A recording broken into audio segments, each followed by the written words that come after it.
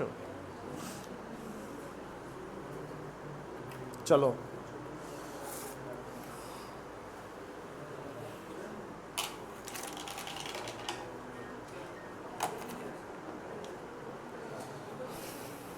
आज का लेक्चर 2 है डेप्रिसिएशन चैप्टर का। तो थोड़ा सा ध्यान दीजिएगा, आज थोड़ा सा मेथड हम लोग सीख रहे हैं, डेप्रिसिएशन चार्ज करने के मेथड। बट कल यस्टरडे लेक्चर 1 में हमने क्या सीखा था? Meaning of depreciation. डेप्रिसिएशन क्या होता है? Depreciation is the reduction in the value of tangible fixed assets except land due to obsolescence, efflux of time, its usages, wear and tear और बाई एक्सीडेंट। कोई दिक्कत नहीं है, ये था। तो डेप्रिसिएशन इज उसके बाद हमने देखा था, कुछ की पॉइंट समझा था। तो depreciation is a non cash expenses, depreciation is operating expenses, है ना, यही ना। Depreciation chargeable only on tangible assets, कह सकते हैं ना।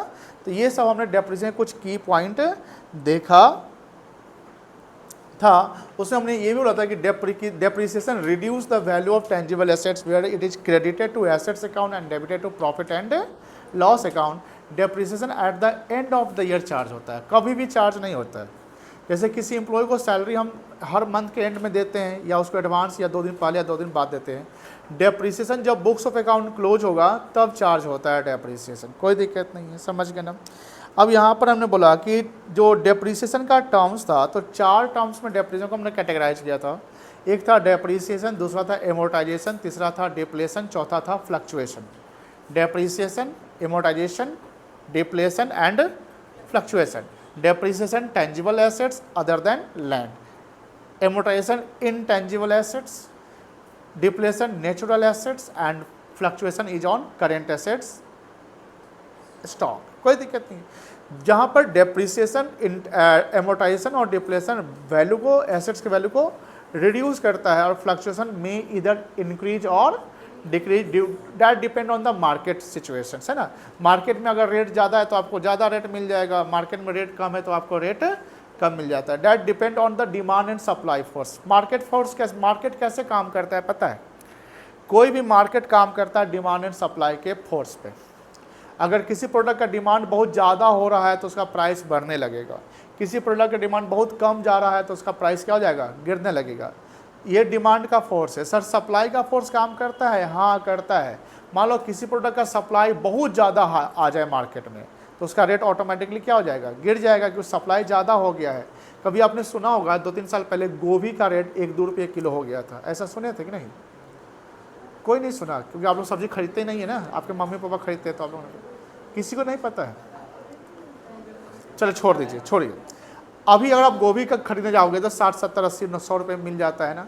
लेकिन एक समय ऐसा था 2 साल पहले, जब गोभी की सप्लाई बहुत ज़्यादा, यानी गोभी का सीजन आता है ना, बहुत सारा गोभी मार्केट में आ जाता है, उसमें 5 रुपये, 4 रुपये, 10 रुपये आ जाता है। एक समय 2 रुपये किलो हो गया था।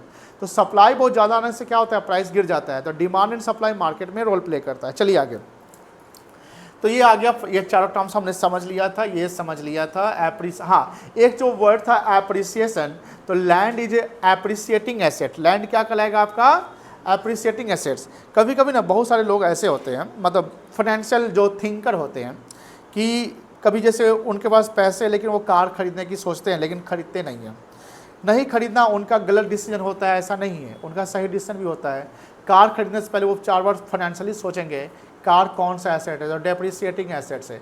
जैसे हम कार खरीदे, शोरूम से निकालें, फिर हम बोलेंगे कि खरीद दो मेरा कार, तुम वापस ले लो, जितना पैसा लग गया था उतना पैसा फिर रिवर्स नहीं होगा, कार की वैल्यू क्या होगा? गिर जाती है। तो कार आपका एक डेप्रिसिएटिंग एसेट्स होता है। कार क्या होता है आपका? जब तक आप उसको कॉमर्शियल पर्पज़ के लिए यूज़ नहीं करते, और कार से आप कमा रहे हैं, रेंटल कमा रहे हैं, तो वो आपके लिए क्या है? एप्रिसिएट, क्योंकि रेवेन्यू जनरेट कर रहा है ना। लेकिन कार को आप पर्सनल, तो आप बोलिएगा सर कार खरीदे ही नहीं। देखिए, कार खरीदे ही नहीं, खरीदे डिपेंड करता है आपके थिंग पे, आपके पैसे पे। लेकिन जनरली कार को हम डेप्रिसिएटिंग एसेट्स कहते हैं। क्या कहते हैं बेटा? Depreciating assets. लेकिन लैंड अगर हम खरीदते हैं तो लैंड हमारे लिए क्या कहलाता है? एप्रिसिएटिंग एसेट्स। गोल्ड भी हमारे लिए क्या कहलाएगा? एप्रिसिएटिंग एसेट्स। आज से 10 साल पहले गोल्ड का रेट और आज गोल्ड का रेट में अंतर है। आज गोल्ड का रेट क्या है? ज़्यादा है, ठीक है ना। तो ये सब चीज़ें हैं। ये की पॉइंट समझ लिए थे। कॉजेज हमने बताया था, रेगुलर यूज करना, इफ्लक्शन ऑफ टाइम, इफ्लक्शन ऑफ टाइम मतलब टाइम का पास होना, समय बीत जाना, पुराना होते जाना। Permanent fall in the market value, accidents, wear and tear, टूट फाट जाना, एंड ऑब्सोलिसेंस। ये है आपका कल का लेक्चर। आज का लेक्चर बहुत इंपॉर्टेंट है, मेथड्स ऑफ चार्जिंग डेप्रिसिएशन। हमारे क्लास 11th के सिलेबस में जो मेथड ऑफ चार्जिंग डेप्रिसिएशन दिए गए हैं वो दो है, स्ट्रेट लाइन मेथड और written down value method. But sir overall depreciation charge करने के इतने ही मेथड होते हैं? नो, इसके अलावा भी और सारे मेथड होते हैं। जब आप सीए करोगे तो सीए फाउंडेशन में ही एक डेप्रिसिएशन चैप्टर पढ़ना है, उसमें कुछ एक्स्ट्रा मेथड पढ़ने हैं। But sir mainly practically business में, कंपनी में कौन सा मेथड यूज होता होगा? इसी दोनों में से होता है, और सबसे अधिक मेथड यूज होता है आपका रिटन डाउन वैल्यू मेथड। ये यूनिवर्सल एप्लीकेबल है, इनकम टैक्स भी बोलता है कि आपको यही मेथड फॉलो करो। अगर कभी एसेट्स दिया रहे, डेप्रिसिएशन दिया रहे, लेकिन मेथड ऑफ चार्जिंग डेप्रिसिएशन नहीं दिया रहे, तो हम WDV यानी written down value method apply करेंगे। अब हमें, जैसे हमने बोला कि क्लास 11th के जो हमारे सिलेबस है उसमें मेथड जो है वो दो मेथड बताए गए हैं, एक स्ट्रेट लाइन मेथड और एक आपका WDV मेथड। हम इस दोनों मेथड को बारीकी से समझते हैं। SLM स्ट्रेट लाइन मेथड, आप देखते होंगे स्ट्रेट लाइन, इसी का एक और नाम है फिक्स्ड इंस्टॉलमेंट मेथड। ये मेथड क्या कहता है कि डेप्रिसिएशन जो एसेट्स पे चार्ज होगा वो फिक्स्ड अमाउंट हर साल चार्ज होगा, यानी depreciation is chargeable under SLM method on original cost of assets, on original cost of asset. Original cost क्या होता है? जिस कॉस्ट पे हमने खरीदा था। लेट्स से, अभी हमने इसमें कोई भी न्यूमेरिकल एग्जांपल नहीं डाला है। लेट्स से हमने एक मशीनरी खरीदा 1 लाख का, this is called the original cost, this is called original cost. हमने मशीनरी खरीदा 1 लाख का और इसको हमने यूज में ले आया। उस पे हमने सोचा कि 10% हर साल डेप्रिसिएशन चार्ज करेंगे, तो 10% क्या कहलाएगा? Rate of depreciation. क्या कहलाएगा? रेट ऑफ डेप्रिसिएशन हर साल चार्ज करेंगे। फिर हमने सोचा कि हर साल चार्ज तो करेंगे, 10% करेंगे 1 लाख रुपए के मशीन पे। अब कौन सा तरीका अप्लाई करें, यानी कौन सा मेथड अप्लाई करें? तो हम सोचते हैं कि ऐसा करते हैं, SLM लगा लेते हैं, यानी ओरिजिनल कॉस्ट पे ही हर साल चार्ज कर लेंगे। तो SLM मेथड हमने सोचा। अब बात यह है कि ओरिजिनल कॉस्ट हमारा कितना है मशीन का? 1 लाख रुपया। रेट ऑफ डेप्रिसिएशन कितना परसेंट है? 10%। तो ईयर 1 का जब एंड होगा, ईयर 1 का एंड होगा, तो 1 लाख का 10% कितना आएगा? 10,000 डेप्रिसिएशन लग गया, मतलब हमने मशीन के वैल्यू को 10,000 से डिक्रीज कर दिया। क्या कर दिया? डिक्रीज कर दिया। अब मुझे बताओ, ईयर 1 के एंड में एसेट्स का नेट वैल्यू, नेट समझते हैं ना, तो कॉस्ट माइनस डेप्रिसिएशन नेट आ गया। नेट वैल्यू कितना होगा एसेट्स का? 90,000। उसको हम बुक वैल्यू भी कहेंगे। क्या कहेंगे? जो हम बैलेंस शीट के अगले साल, मतलब साल के अंत में बैलेंस शीट में बुक दिखाएंगे, बड़ा जो फिगर एक्चुअल एसेट्स का वो 90,000 रुपया है। आपने पढ़ा था ना सीक्रेट रिजर्व, कि हम एसेट्स को अंडरस्टेट करके शो करते हैं कि भैया हमको कुछ ऐसे चीज़ें हैं कि वो हम एक्चुअल पे नहीं दिखाते। अब यहाँ पर बुक वैल्यू 90,000 है, लेकिन मैं अगर पूछूं कि ईयर 1 के एंड में भी ओरिजिनल कॉस्ट कितना कहलाएगा? ओरिजिनल कॉस्ट जो हमने खरीद रखा है। अब हम SLM लगा रहे हैं, कौन सा, क्या मेथड लगा रहे हैं? और SLM क्या कहता है? डेप्रिसिएशन चार्जेबल ऑन ओरिजिनल, बोलो बोलो, depreciation chargeable on original cost of assets every year. अब ईयर 2 में चले जाते हैं। कहाँ जाते हैं? ईयर 2 में। ईयर 2 में मशीन का ओरिजिनल कॉस्ट कितना है? 1 लाख ही है। मशीन का ओरिजिनल कॉस्ट कितना है? बुक वैल्यू 90,000 कहेंगे। बुक वैल्यू क्या कहेंगे? बट तुम्हारा ओरिजिनल कॉस्ट कितना है? 1 लाख। अब ईयर 2 के एंड में फिर डेप्रिसिएशन लगेगा 10% से। कितना परसेंट से? मुझे बताओ कितना रुपया पे लगेगा? 1 लाख पे कि 90,000 पे? 1 लाख पे, बिकॉज किस क्या बोल रहा है यहाँ पर? SLM। तो SLM कहता है कि हमेशा डेप्रिसिएशन जो है फिक्स्ड अमाउंट लगाओ, ओरिजिनल कॉस्ट पे लगाओ, जिस कॉस्ट पे खरीदे थे हर साल। तो मुझे बताओ ईयर 2 में भी कितना लग जाएगा डेप्रिसिएशन? 10,000। बोलो हाँ है ना? जब ईयर 3 में जाएंगे तो ईयर 3 में भी कितना डेप्रिसिएशन लग जाएगा? 10,000। बोलो हाँ है ना, समझ में आ रही है ना कि एसएलएम मेथड क्या कहता है कि depreciation is chargeable on original cost of assets every year. Original cost, इधर उधर नहीं सोचना है, दाया बाया सीधा नहीं, सीधा फर्राटेदार सीधे जो खरीदे थे उसी पे लगा दो, आंख बंद करके। तो सर मुझे बताओ कि 10 साल तक हमको डेप्रिसिएशन चार्ज करना पड़ेगा, तो 10 साल लिख लिख के चार्ज करेंगे? ना ना ना ना ना ना ना, एक साल डेप्रिसिएशन 10,000 तो अगले साल भी, उसके बाद भी हर साल कितना हो गया। अब मुझे बताओ, अब देखो ध्यान से, बॉस मुझे बताओ कि सर अगर हम ईयर 4 के एंड में जाते हैं, ईयर 4 के एंड में जाते हैं, टोटल डेप्रिसिएशन कितना लगा होगा? टोटल में वर्ड यूज किया, एक साल का नहीं, टोटल, तो 4 साल का अंत में 4 साल का लग गया ना, कितना डेप्रिसिएशन हो गया? 40,000। अब मैं जाता हूं ईयर 4 के एंड में, मैंने एक सवाल पूछा, book value of assets eight the end of year 4 कितना होगा? बेहतरीन जवाब, कितना रुपया? 60,000। बिकॉज आपने 40 डेप्रिसिएशन काट लिया। आपका ओरिजिनल कॉस्ट कितना था बेटा? तुम लोग समझ रहे हैं बेटा? बोल दे हाँ या ना। हाँ, ओरिजिनल कॉस्ट कितना था? टोटल 4 साल का डेप्रिसिएशन कितना हो गया? 1,00,000 माइनस 40,000, बुक वैल्यू कितना आ गया? समझ में आ गई?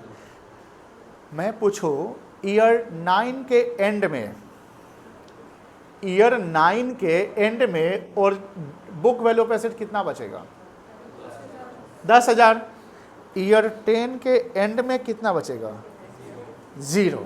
तो हम ये कह सकते हैं कि जब एसएलएम अप्लाई करिएगा तो एसेट्स का वैल्यू एंड ऑफ लाइफ 0 हो सकता है। ये सब एमसीक्यू है, ध्यान रखिएगा, फाउंडेशन में बढ़िया से पूछता है, प्लस इधर सीयूईटी में पूछता है डेप्रिसिएशन। डेप्रिसिएशन जब तक तुम जिंदा हो तब तक तुमसे डेप्रिसिएशन मिलता रहेगा।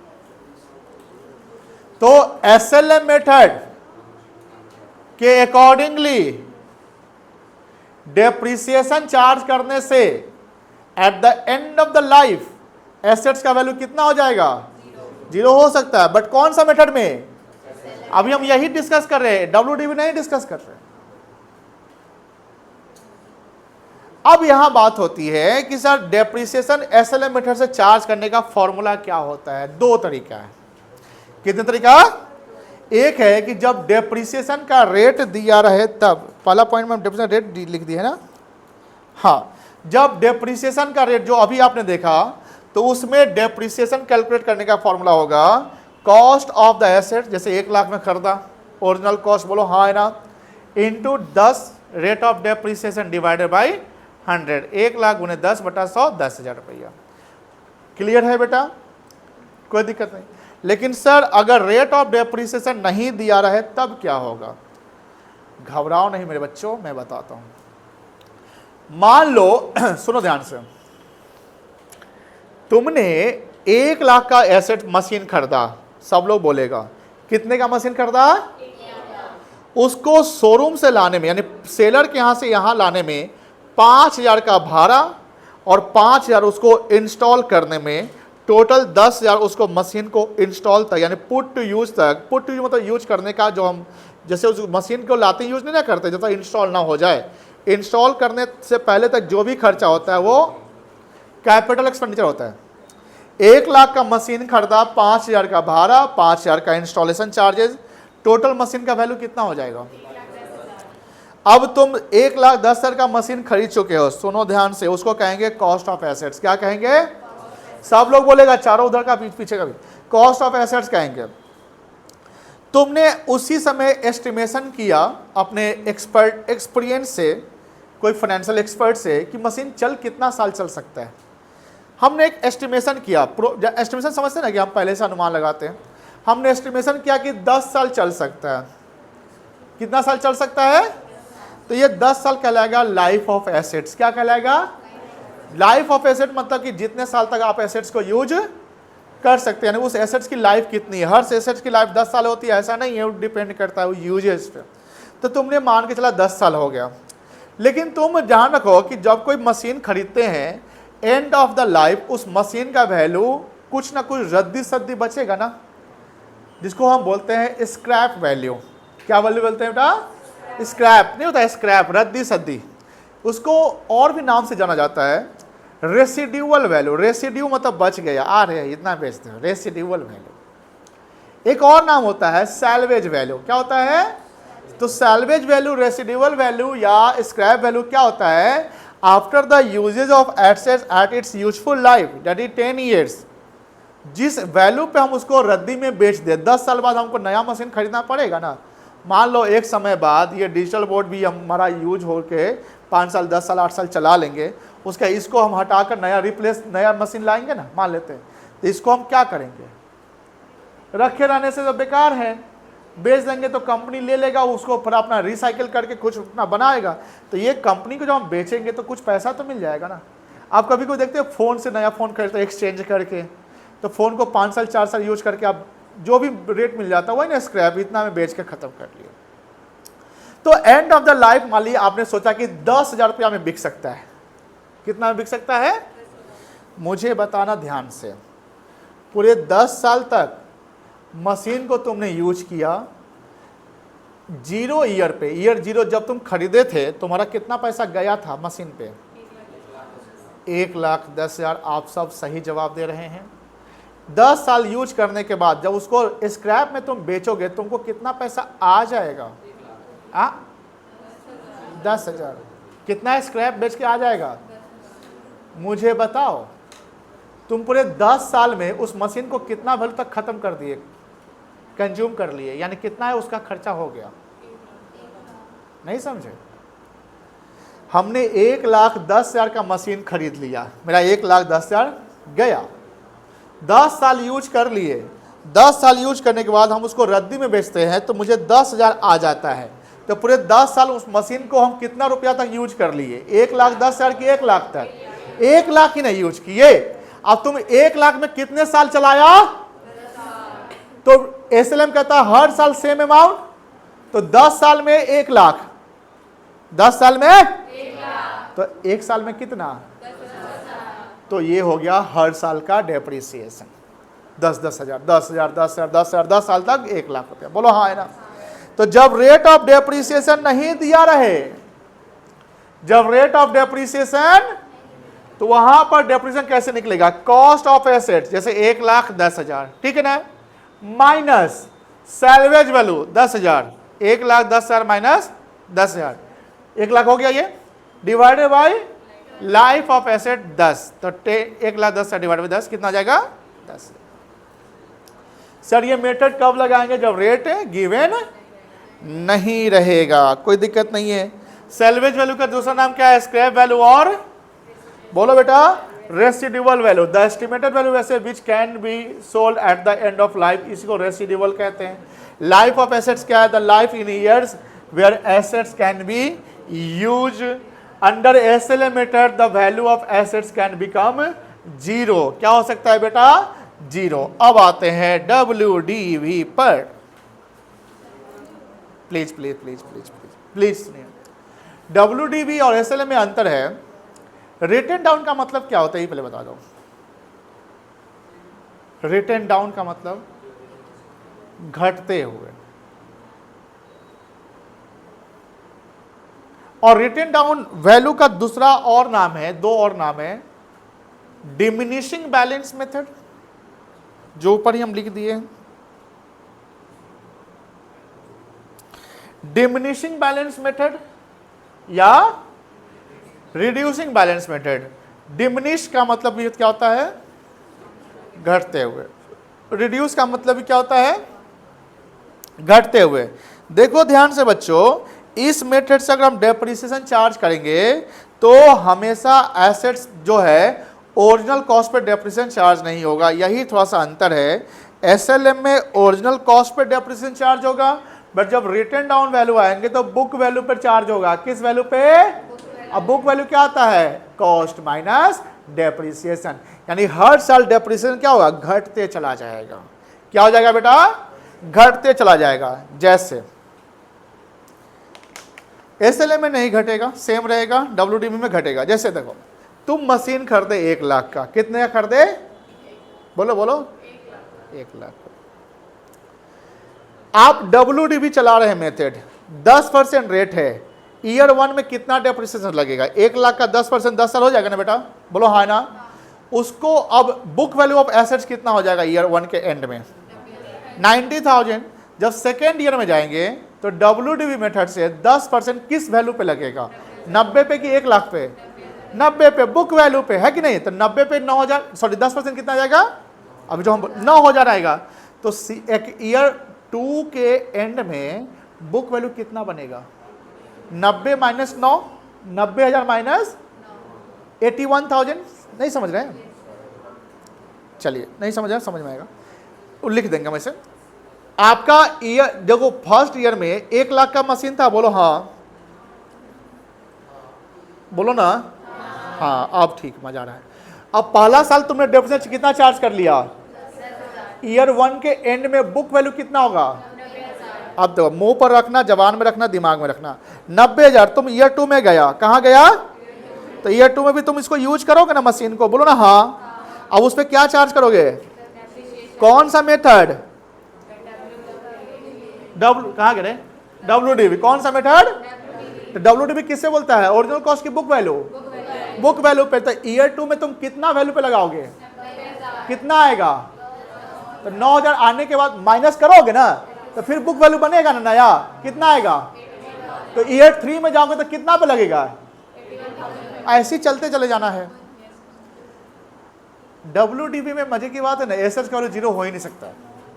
ये पूछता है डेफिनेटली, CUT में तो लगभग 90% चांस में पूछ देगा, कौन सा मेथड होता है जिसमें एसेट्स का वैल्यू 0 होता है, कौन सा मेथड होता है जिसमें एसेट्स का 0 नहीं हो सकता? तो WDV में 0, SLM में 0, बस बात खत्म। और यही प्रैक्टिकली यूनिवर्सली अब यूज होता है। और डेप्रिसिएशन का फॉर्मूला क्या होगा? बुक वैल्यू ऑफ एसेट हमने यहां पर लिख दिया है, into rate of depreciation divided by 100। कोई दिक्कत? कोई दिक्कत है? बोलो ना हाँ। क्या दिक्कत है? हम तो बोलते रहते हैं। ए बच्चा लोग ये काम करो,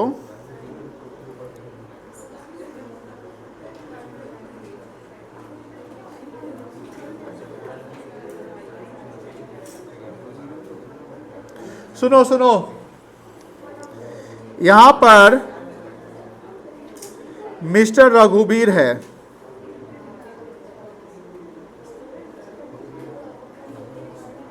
और वो क्या किया?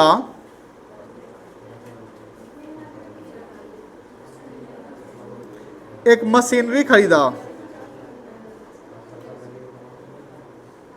मानस, अभिनव, मेरे पढ़ाते समय फोकस यहां रखो, दोनों बच्चा।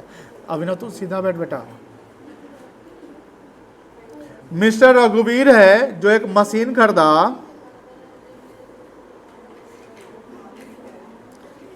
1 लाख का, और उस पे इंस्टॉलेशन का खर्चा करता है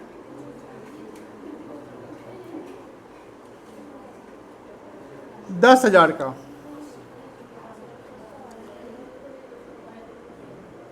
लाइफ ऑफ एसेट्स हमने मान लिया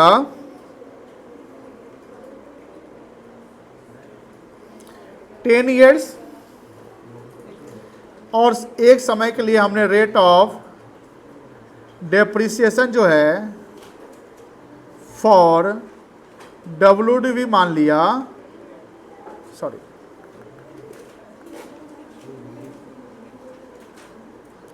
10% पर एनम। अब हमें यहां पर SLM चलाना है और WDV चलाना है।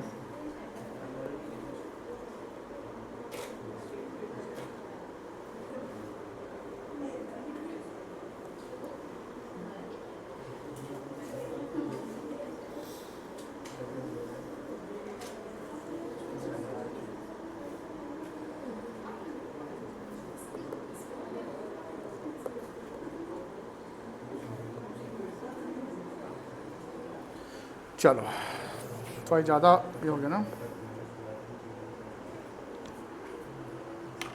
बाबा देखो ध्यान से,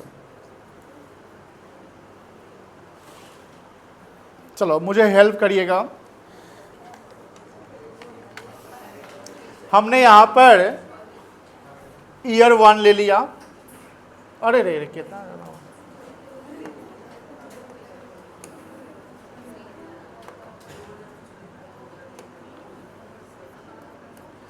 कॉस्ट ऑफ मशीनरी कितना है? 1 लाख है, बोलो हाँ है ना। और इसका इंस्टॉलेशन एक्सपेंस कितना है? 10,000 है। कितना है बेटा? 10,000 है। और सेल्वेज वैल्यू हमने यहां पर 0 रखा है। कितना रखा है बेटा? 0। लाइफ कितना साल है इसका? मुझे बताओ, अगर डेप्रिसिएशन निकालना पड़े, डीईपी लिखे तो डेप्रिसिएशन समझ लेंगे, ठीक है ना बेटा। अगर एसएलएम से लगाए तो क्या फॉर्मूला लगेगा? Cost of minus salvage value divided by life of assets, यही ना।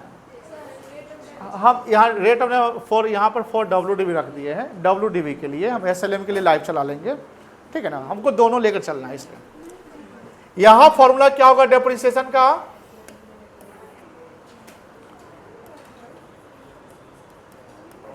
Book value of assets into rate of depreciation divided by 100। बताओ ईयर 1 में, ईयर 1 में कितना डेप्रिसिएशन आएगा? मुझे बताओ कॉस्ट ऑफ एसेट्स कितना है? सेल्वेज वैल्यू कितना है? यहां पर 0 है, समझ रहे हैं ना। सेल्वेज हमने 0 ले लिया है। और यहां पर लाइफ कितना है बेटा? ईयर 1 में कितना डेप्रिसिएशन आ जाएगा? 11,000 आ जाएगा।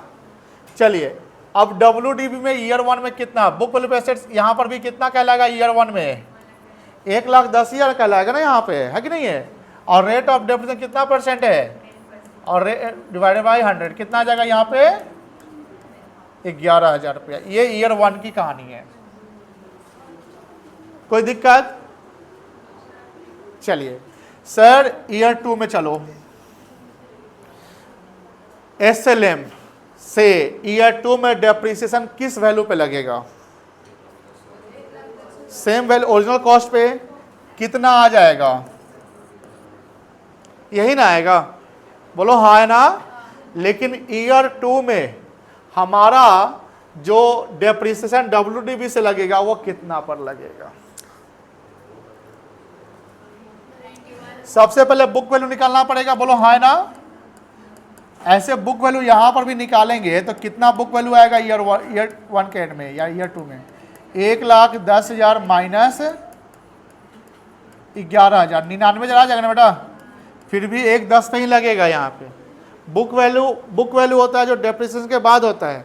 लेकिन SLM जब भी कहे तो SLM हमेशा ओरिजिनल कॉस्ट पे ही लगाइएगा, ठीक है ना। यहाँ पर भी बुक वैल्यू कितना आएगा बेटा? तो यहाँ डेप्रिसिएशन कितना निकल जाएगा? 9,000। कोई दिक्कत नहीं ना है। अब आइए ईयर 3 में। सर ईयर 3 में बताओ कितना डेप्रिसिएशन लगेगा? बताओ SLM से कितना डेप्रिसिएशन लगेगा ईयर 3 में? अनुराग तुम बताओ ईयर 3 में SLM से कितना डेप्रिसिएशन लगेगा?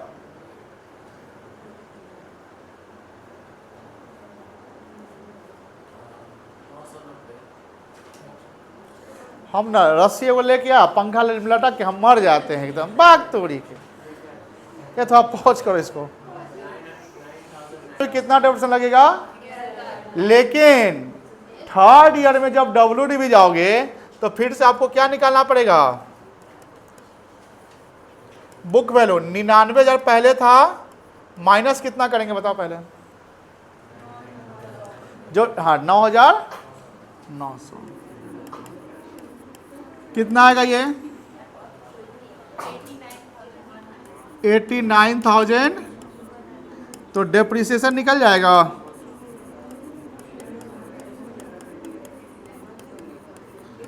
8,910। कोई दिक्कत? क्लियर है? चलो इसको नोट करिएगा आप लोग। सुनो ना, एक काम करना, ईयरफोन फोन का तुम लोग खुद से निकालोगे। 4 साल करना, 3 साल हम कर दिए, चौथा साल खुद से करिए। नोट करिए, यहाँ से पॉज कर देना। पॉज क्या करो, यहीं तक रहने दो और इकोनॉमिक्स पढ़ेंगे। पहले इसको लिख लो। चौथा समझाने का जरूरत नहीं ना पड़ेगा मुझे, निकाल लीजिएगा आप लोग टैलेंट।